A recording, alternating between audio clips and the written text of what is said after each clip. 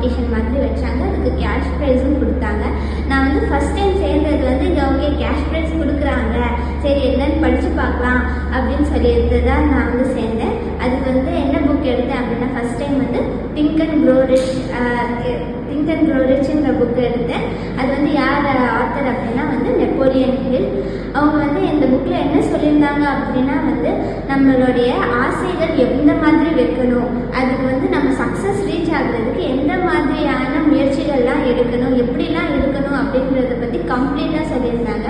அடுத்து second time வந்து இந்த புக்கை படித்ததுக்கப்புறம் திரும்ப இன்னும் நான் வந்து புக்ஸ் படிக்கணும் அப்படின்ற ஆசை தோணுனால தான் நான் செகண்ட் டைமும் ஜாயின் பண்ணேன். செகண்ட் டைம் வந்து நான் எடுத்த புக் என்னென்னா த கரேஜ் டு பி டிஸ்லைக்டுன்ற புக்கு. இதை வந்து யார் எழுதினாங்க அப்படின்னா வந்து இச்சிரோ கிஷிமி, ஃபுமிடகே கோகா அப்படின்ற 2 பேர் சேர்ந்து இந்த புக் எழுதினாங்க. இந்த புக் வந்து ஒரு கான்வர்சேஷன், அதாவது ஒரு யூத்துக்கும் ஒரு ஃபிலாசபருக்கும் நடுவில் இருக்க கான்வர்சேஷன். அதில் வந்து ஒரு வாழ்க்கை முறையை வந்து ஒரு அழகாக வந்து சொல்லியிருந்தாங்க.